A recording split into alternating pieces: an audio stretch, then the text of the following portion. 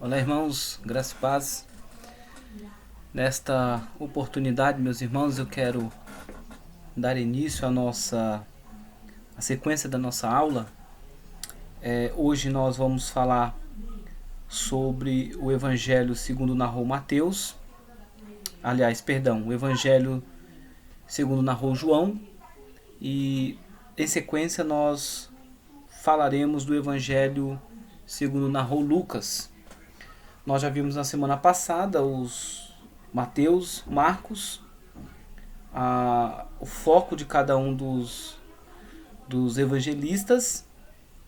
E nesta oportunidade, nós vamos avaliar um pouco os dois últimos evangelhos e dando sequência depois com Atos. Por que a inversão? Por que não Lucas, que seria o lógico, né, da sequência do evangelho, e 1 João e não Lucas? Por uma razão muito simples. Atos dos Apóstolos é uma sequência do Evangelho segundo narrou Lucas. Então quando eu for me referir a Lucas, vou fazer algumas referências a Atos. E para uma questão de harmonia, quando então eu for falar de Lucas, eu já darei sequência falando do Evangelho, do livro de Atos, tá bom? Então por isso que eu fiz essa inversão. Mas em relação o Evangelho de João, irmãos, a síntese que nós podemos ter do Evangelho de João, eu sigo muita linha de um estudioso do Novo Testamento chamado D.A. Carson. Carson é um dos melhores que tem em Novo Testamento no que diz respeito ao estudo do Novo Testamento, especialmente o Evangelho de João. Ele tem diversos comentários, mas o Evangelho de João ele tem um comentário que foi lançado, se eu não me engano, em 2017, por aí, eu não me recordo bem, que foi bem eu tive acesso, aliás, em 2017, mas eu acho que em 2014, 2015 que foi o lançamento. E aqui no Brasil, claro, que nos Estados Unidos já estava lançado há muito tempo. Esse comentário de João, ele é um comentário da editora Cultura Cristã, da editora presbiteriana, e é muito bom. Ele é muito bom, esse comentário do Carson. Mas, veja, Carson, quando ele vai comentar o Evangelho de João, Carson ele diz que o Evangelho de João tem algumas propostas. E a proposta, segundo ele, as propostas do Evangelho de João é contar a história das origens do ministério, morte e ressurreição de Jesus Cristo.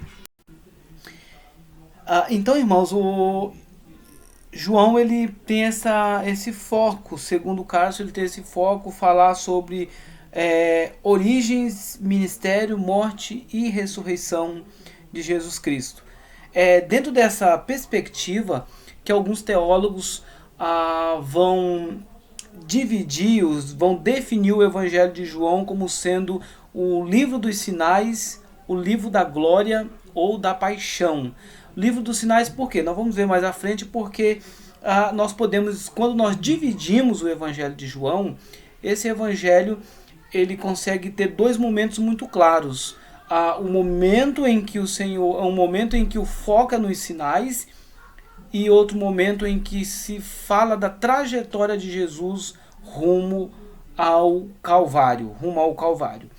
O evangelista aqui, João, no caso, é o apóstolo João, nós sabemos disso, tá? Então o autor desse evangelho é o apóstolo João, que tem como foco ou ele tem como destinatário desse evangelho os judeus. Então João escreve para os judeus, provavelmente em Éfeso, tá? Provavelmente em Éfeso, mas há quatro possibilidades de localidade de escrita. Uma delas é Alexandria, a segunda Antioquia, a terceira Palestina e a quarta Éfeso. Provavelmente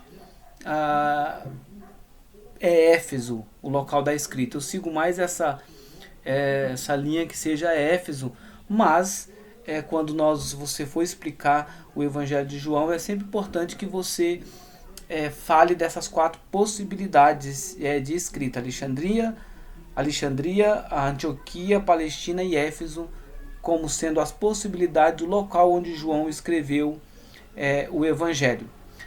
O propósito do Evangelho de João, então, ele escreve para os judeus com um propósito, e esse propósito a gente não precisa procurar muito no Evangelho, porque o próprio João, veja, diferente dos outros evangelhos, o próprio João revela no Evangelho seu qual que é o propósito da sua escrita.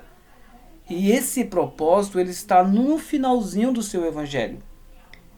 Se você ler lá no capítulo 20, verso 30 e 31, vai dizer o seguinte lá no finalzinho então do seu Evangelho. Olha o que está escrito lá.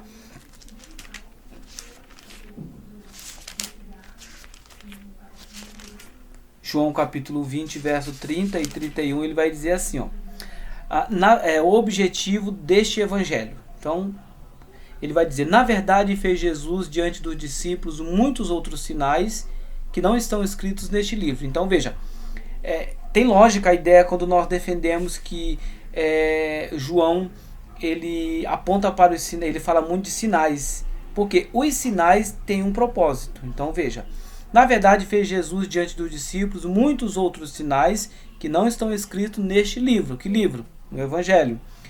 Estes, porém, ou seja, os sinais que estão registrados aqui neste Evangelho, foram escritos ou registrados para que creiais que Jesus é o Cristo, o Filho de Deus, e para que crendo tenhais vida em seu nome. Então olha o que ele está dizendo.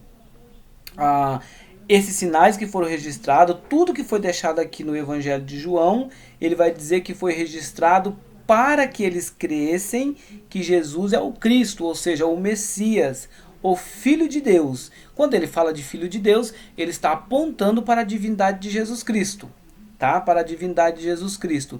E para que crendo, uma vez que eles creem, uma vez que eles viessem a crer no Messias, uma vez que eles viessem a crer em Jesus como Filho de Deus, olha o que vai acontecer.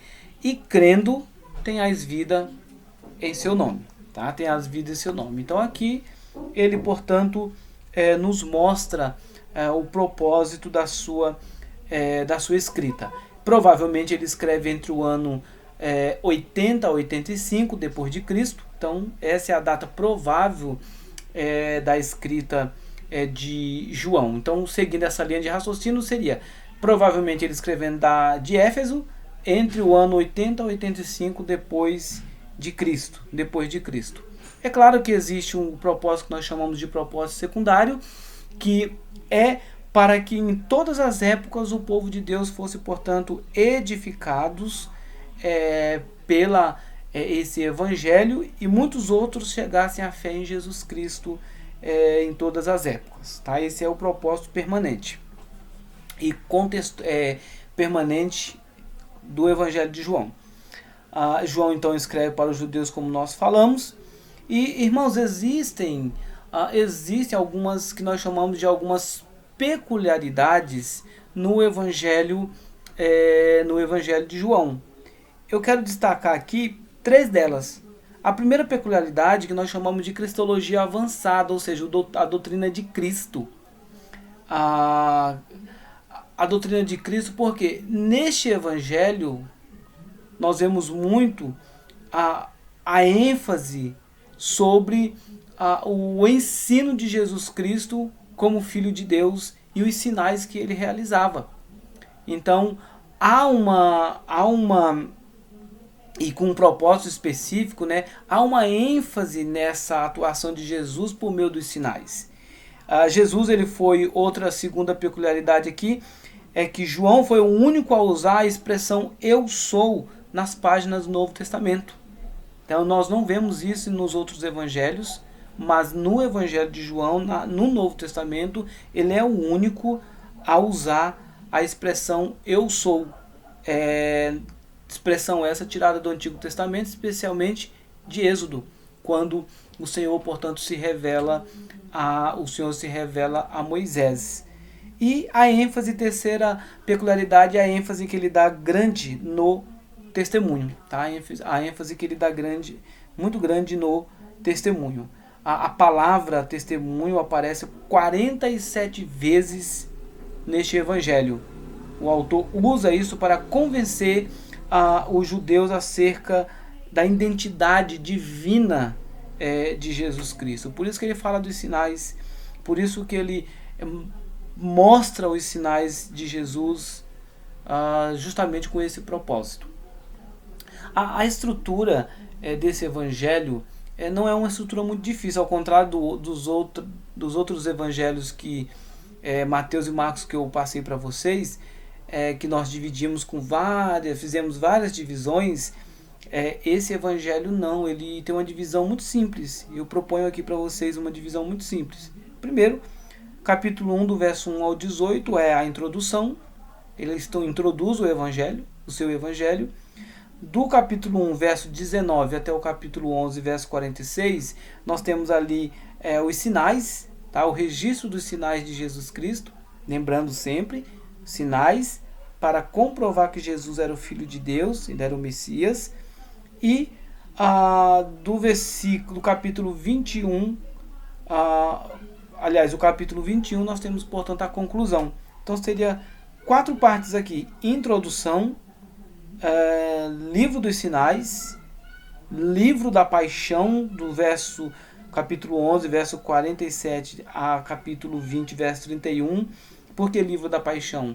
A terceira parte, aliás, vai falar da paixão de Cristo, porque vai narrar especificamente a trajetória de Jesus até o Calvário. Por isso que eu coloco aqui como livro da paixão, tá bom? E a conclusão, como eu falei, capítulo 21. Então essa é a estrutura que você pode se orientar no estudo do Evangelho e instruir outras pessoas à medida que você ensinará outras pessoas acerca desse precioso livro das Escrituras, que é o Evangelho segundo narrou João. Então veja, seguindo então, irmãos, nós percebemos, portanto, que é dessa forma que esse Evangelho ele é colocado. Com essas informações básicas, panorâmicas que vocês têm do Evangelho, vocês então conseguem ter uma estrutura, uma base para o estudo. Tá? Essas são as informações primordiais que nós precisamos passar. Aliás, primeiramente precisamos conhecer e posteriormente precisamos passar para outras pessoas para que elas entendam. Às vezes nem sempre a gente percebe a profundidade de um livro, porque nós não nos atentamos qual que é o propósito dele, tá bom? Então, com isso, eu quero que vocês então tenham essas informações básicas acerca desse evangelho. A sequência disso seria o Evangelho de Lucas, tá? Seria o Evangelho de Lucas. E o importante, nós entendemos que o Evangelho de Lucas ele é um evangelho que é dividido em 2 partes. Primeiro, o Evangelho propriamente dito, onde narra o ministério de Jesus Cristo. E um segundo momento, nós temos Atos como um segundo volume deste Evangelho.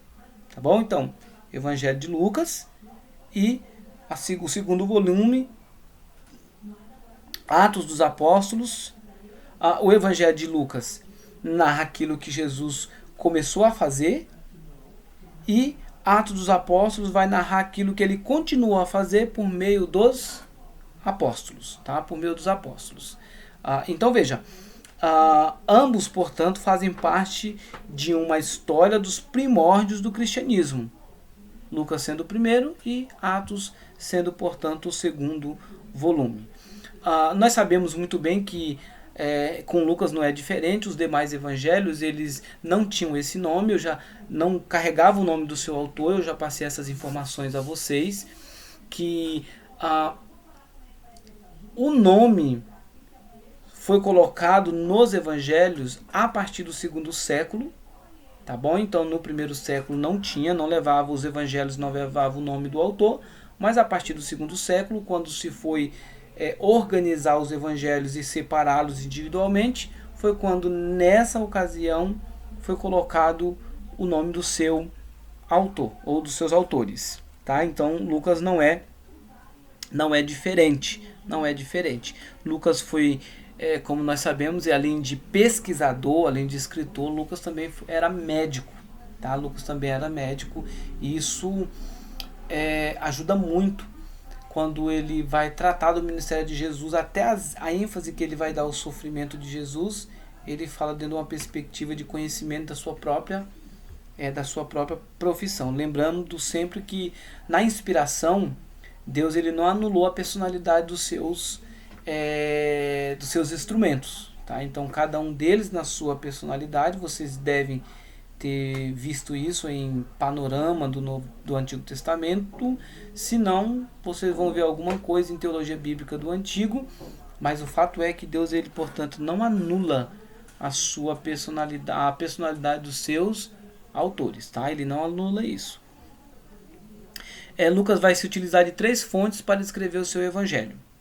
Primeira fonte, ou seja, o primeiro material que ele utiliza como apoio para escrever o evangelho é justamente a pregação dos apóstolos, tá? Então a primeira fonte é a pregação dos apóstolos, a segunda fonte são as testemunhas, e a terceira fonte são as pesquisas pessoais de Lucas. E veja, para Lucas foi muito bom, porque ele caminhou por um bom tempo com o apóstolo Paulo. Então a sua fonte primária foi mediante o seu próprio caminhar com o apóstolo Paulo no seu ministério. 3 passagens do Novo Testamento citam Lucas pelo nome. Veja, as 2 primeiras são justamente Colossenses capítulo 4, verso 14, quando nós lemos lá: Sauda-vos Lucas, o médico amado, e também Demas. Filemon, verso 23, diz: Saudam-te Epáfras, prisioneiro comigo em Cristo Jesus, Marcos, Aristarco, Demas e Lucas, meus cooperadores. Então, duas referências que nós vemos aqui claramente da presença de Lucas junto com o apóstolo Paulo. Então, quando eu digo que uma das fontes de pesquisa utilizada foi a pregação dos apóstolos, porque Lucas caminhou com os apóstolos, especialmente com o apóstolo Paulo, e pôde, portanto, presenciar o ministério do apóstolo Paulo. E assim, anotar muitas coisas para a compilação do seu material. Dessas 2 saudações resulta o seguinte: primeiro, Lucas foi um dos colaboradores de Paulo no trabalho missionário entre os gentios. Essa é a primeira coisa que a gente pode destacar sobre a cooperação de Lucas, tá, no ministério de Paulo. Segundo, uma vez que em Colossenses 4, verso 10, Paulo destaca os colaboradores da circuncisão de forma específica, sem arrolar Lucas entre eles, não pode haver dúvida de que Lucas era de família não judaica, tá? Então, Lucas era de família não judaica, tá? Logo, Lucas era um gentil cristão, ou seja, um convertido, tá, ao cristianismo, tá? Lucas era um convertido, era um cristianismo e não de linhagem judaica. Esse é um detalhe importante que a gente precisa aprender. Outro detalhe é do título de médico atribuído a Lucas em Colossenses 4, deduz-se que ele era cientificamente instruído. Então Lucas era uma pessoa bem formada. Tá? Ele era uma pessoa bem formada, portanto, acompanhando o apóstolo Paulo. Entre os primeiros pregadores do Evangelho, Lucas é provavelmente, ao lado de Paulo, o único que havia adquirido uma sólida formação científica. Então a gente costuma achar, né, que o conhecimento não é muitas pessoas, principalmente em algumas denominações, acha que o estudo é algo dispensável. Veja, entre os discípulos de Jesus e entre os seguidores e aqueles que tanto cooperaram com o apóstolo Paulo, está Lucas, alguém bem formado academicamente, bem instruído e que, portanto, utilizou o seu conhecimento para o progresso do Evangelho.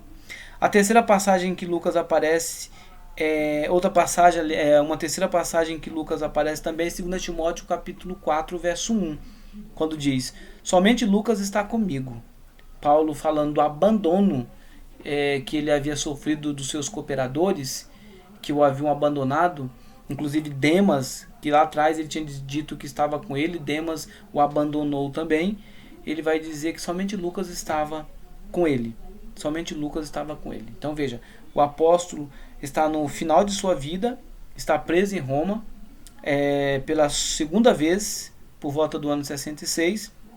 Seus colaboradores estão todos em viagens missionárias, ou como o caso de Demas, abandonou o apóstolo Paulo, mas Lucas lhes faz companhia na prisão, pouco antes de Paulo morrer no martírio. Então, Lucas foi um instrumento muito precioso nas mãos do Senhor. O destinatário do seu evangelho e tanto de Atos, Lucas escreve para Teófilo. Tá?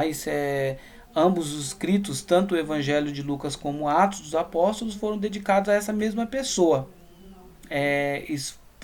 Nós podemos verificar isso em Lucas capítulo 1, verso 3. Se você abrir sua Bíblia lá, você vai verificar justamente isso que eu estou falando para vocês.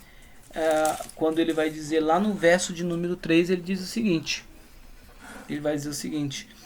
igualmente a mim me pareceu bem, depois de acurada investigação de tudo, desde sua origem, dar-te por escrito, excelentíssimo Teófilo, uma exposição em ordem, para que tenhas plena certeza das verdades em que fostes instruído. Outra coisa interessante que a gente vê aqui no texto, que ele vai dizer, olha, aquilo que você tem em mãos, Teófilo, é o resultado de muito trabalho. Sabe aquela coisa... Eu vou dar um exemplo para vocês. Vou dar um exemplo hoje, o Francisco mesmo. Francisco leu o livro Panorama do Novo Testamento e descobriu coisas maravilhosas, e agora ele diz assim, agora eu vou começar a fazer a resenha. E veja, até chegar a esse processo de fazer a resenha, houve uma dedicação muito grande. Por que eu estou dando esse exemplo?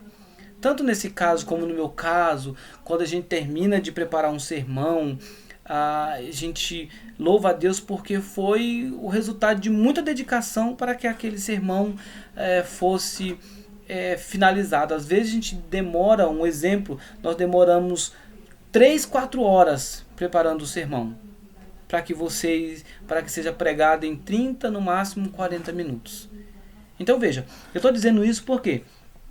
Porque veja, irmãos, ele diz assim, olha, Teófilo, o que você tem em mão é o resultado de muito trabalho. Foi feita uma investigação acurada, com muita dedicação, e a exposição que você tem aqui é uma exposição em ordem. Para quê? Qual a finalidade?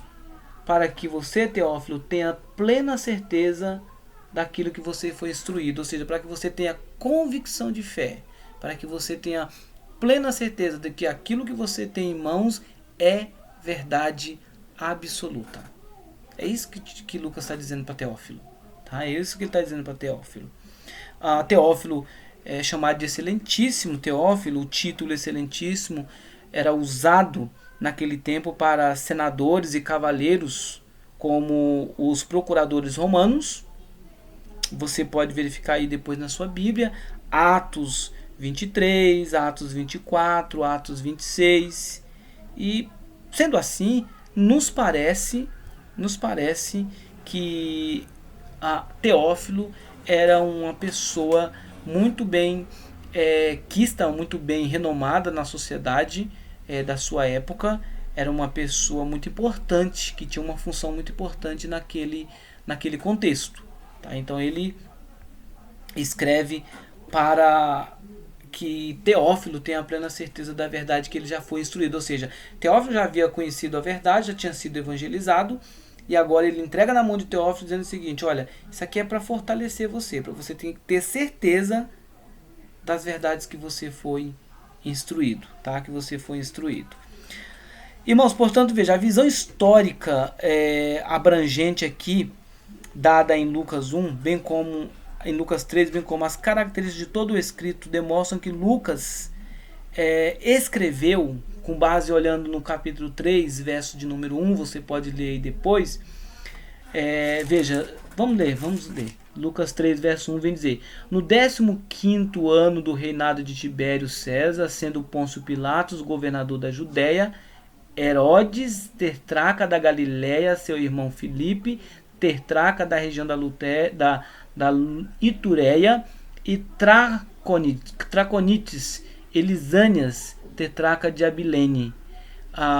Veja, com essas informações, eu quero mostrar para os irmãos que a visão histórica daquela época, dada por Lucas, demonstra que Lucas escreveu a um amplo círculo de leitores de origem grega, cujo representante ele considerava ser Teófilo, mas que por trás de Teófilo havia toda uma massa muito importante naquela sociedade, pelos nomes, pelo período que ele está citando aqui, dos governantes, dos líderes daquela época, mostra que Lucas escreve a um amplo círculo de leitores de origem grega, tá? De origem grega. Além disso, essa dedicatória não significava mera questão de honra. Até o surgimento da imprensa, a edição de um livro era algo muito dispendioso, ou seja, muito caro,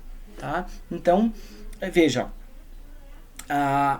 por essa razão, os autores costumavam dedicar suas obras a uma personalidade, que essa personalidade, aceitando a dedicatória, os estudiosos vão dizer que uma informação interessante aqui vai dizer que se essa autoridade aceitasse a dedicatória, essa autoridade seria considerada, por assim dizer, patronus libri, padrinho do escrito. Então, no caso aqui, Lucas, ele seria um padrinho dos escritos de Lucas. Ou seja, esse patronus libri encarregaria-se de abrir caminho na opinião pública para a nova obra.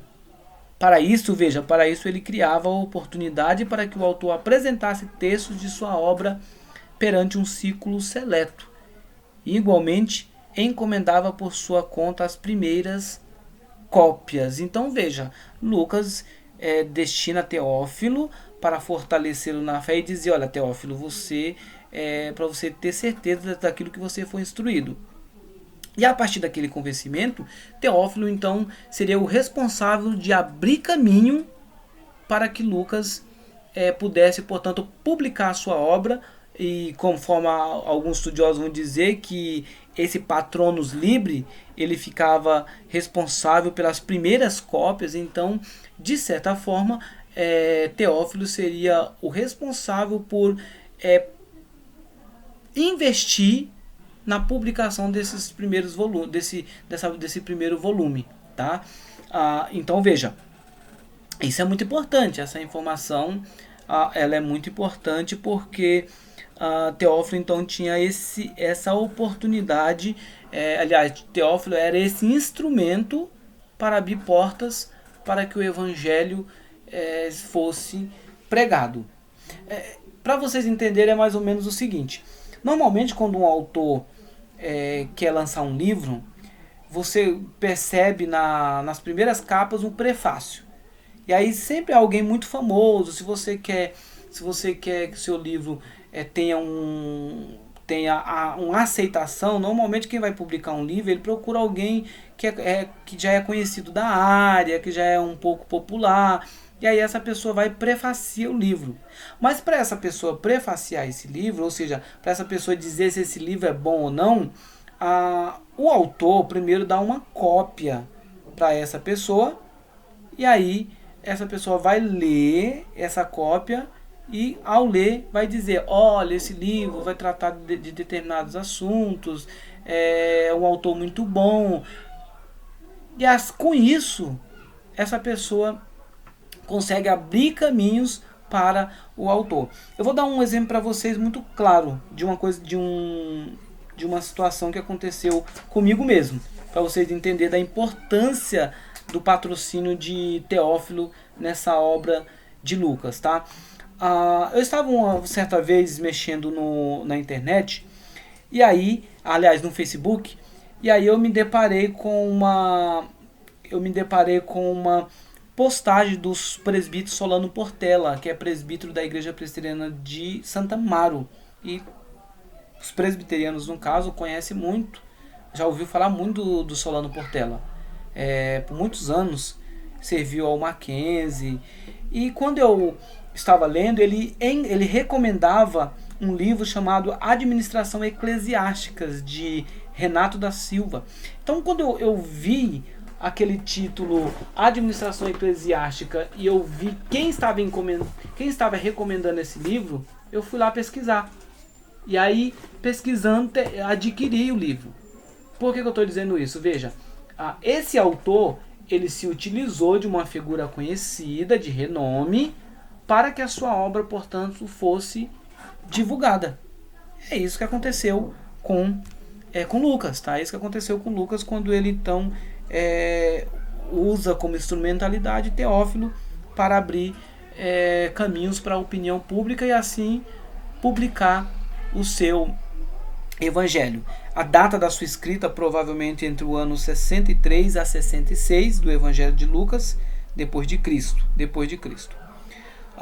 O propósito desse evangelho, irmãos, desse evangelho, trazer ao coração do seu, primeiro, como eu disse, do seu patrocinador, no caso seria Teófilo, como eu disse, a inabalável confiança na verdade do evangelho.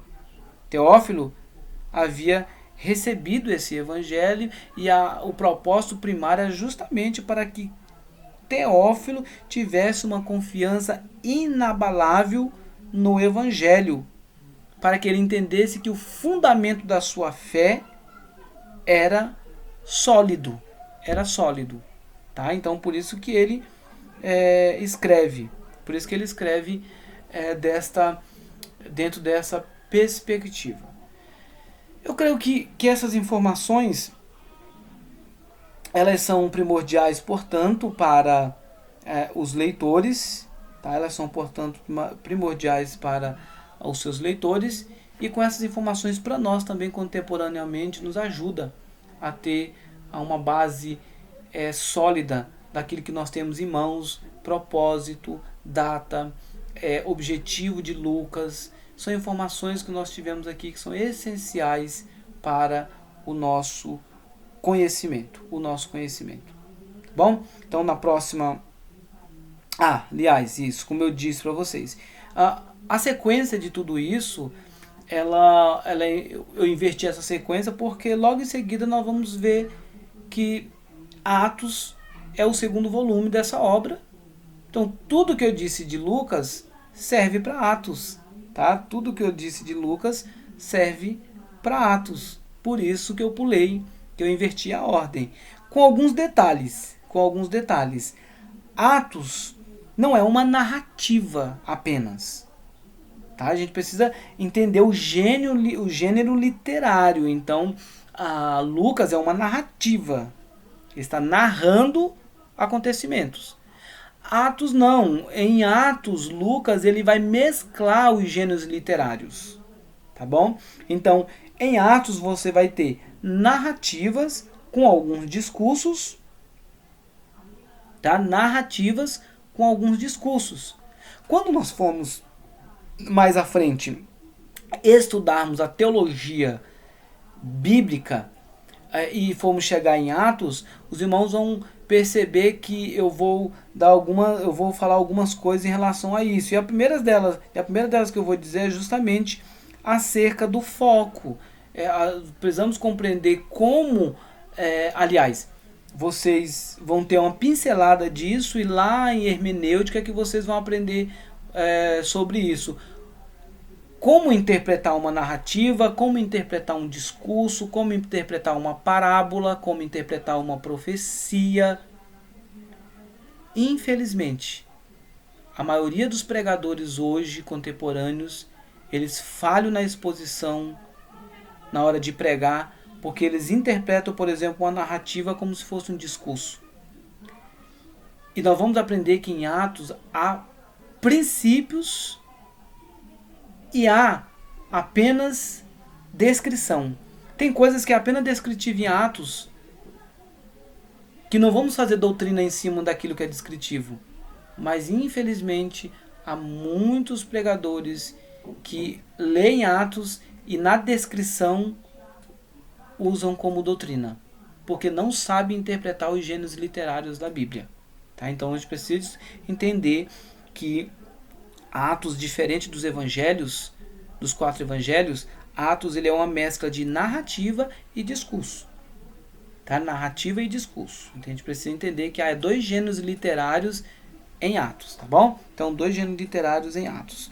Se lá em Lucas o seu objetivo é narrar aquilo que Jesus começou a fazer e a ensinar, em Atos nós vamos dizer que aqui nós temos registro daquilo que Jesus continuou a fazer e a ensinar.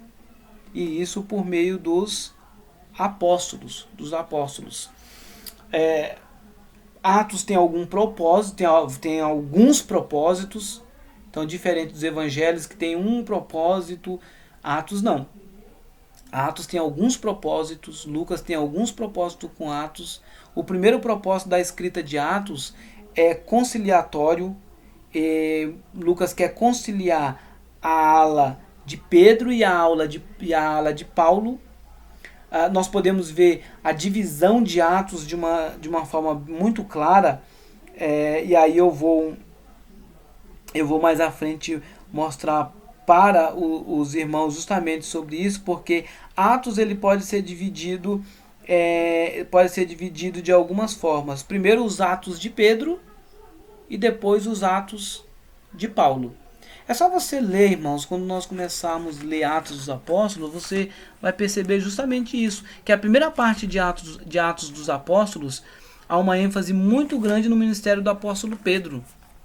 Tá?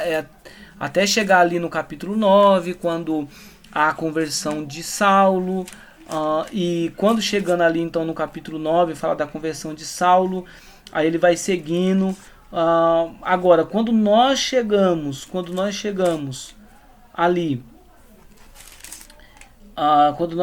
ali no capítulo 13, nós vamos perceber que o foco vai mudar. O foco agora não vai ser mais nos atos do ministério de Pedro, mas o foco agora vai ser no ministério do apóstolo Paulo, com a sua primeira viagem missionária. Tá? Com a sua primeira viagem missionária. Então, o primeiro propósito seria conciliar as alas paulinas e as alas petrinas, ou seja, as alas que seguiam Pedro e Paulo. Segundo propósito, nós chamamos de evangelístico, que seria evangelizar judeus e gentios. Tá bom? Evangelizar judeus e gentios. Outro propósito seria o apologético, a defesa do apóstolo Paulo, a defesa do evangelho. Um outro propósito seria o teológico, que seria combater o gnosticismo. Tá? Combater o gnosticismo. mudar o foco da vinda eminente de Cristo ali, porque a escrita também de Lucas corrige um pouco da distorção que havia naquele período sobre a vinda de Cristo. E, por fim, um propósito de edificação, que seria levar os cristãos a testemunhar do Evangelho de Cristo, despertar a igreja para o trabalho. Então, Atos é um modelo de cristianismo, é um modelo que devemos buscar sempre como base para a aplicação na igreja. Então, quando nós olhamos para o modelo de igreja, nós olhamos para Atos. Quando nós olhamos para um modelo de testemunho cristão e de comunhão, nós olhamos para Atos, porque Atos vai nos mostrar justamente isso. O autor, ele escreve, essa informação também é importante, que o autor de Atos escreve sobre os 30 primeiros anos da igreja, chegando até meados de 60 depois de Cristo. Tá? Depois de Cristo. Em Atos, nós temos 7 discursos. 7 discursos. E a estrutura de Atos, ou esboço, ficaria da seguinte forma. Depois vocês vão ter isso em slide, mas ficaria da seguinte forma. A introdução, ou prólogo. Depois do capítulo 1, verso 1 até o capítulo 2, verso 41, nós temos alicerces da igreja e sua missão. Capítulo 2, dos versos 42 ao capítulo 6, verso 7, nós temos a igreja em Jerusalém. Capítulo 6, verso 8 ao capítulo 9, verso 31, nós temos a narrativa sobre Estevão e Saulo. E no capítulo 9, verso 32 ao capítulo 12, verso 24, nós temos Pedro e o primeiro convertido gentil. Capítulo 12, verso 25 a 16, verso 5, nós temos Paulo, quando Paulo se volta para os gentios. E os 16 em diante, capítulo 16 em diante até o capítulo 20, verso 20, capítulo 19, verso 20, perdão, nós temos a penetração de Paulo no mundo gentílico, e isso com mais ênfase ainda. E aí, encerrando o capítulo 19, verso 21 a capítulo 28, verso 31, Paulo a caminho de Roma. E dessa forma, portanto, nós temos a estrutura da carta de Paulo aos Romanos. A carta de Paulo, a sequência do Evangelho de Lucas em Atos dos Apóstolos, tá? Em Atos dos Apóstolos. É assim que a gente precisa, então, compreender a sequência do texto, como que esse texto, portanto, ele é distribuído no Novo Testamento. Os 4 evangelhos e Lucas também em Atos, tratando acerca daquilo que Jesus continua a fazer e a ensinar isso por meio dos apóstolos, conforme nós vimos. Com isso, meus irmãos, nós esperamos que vocês então tenham conseguido absorver. Depois vocês vão ter o slide, mas o nosso desejo é que vocês estudem e gravem essas informações tão importantes para o aprendizado de vocês. Deus abençoe. Muito obrigado.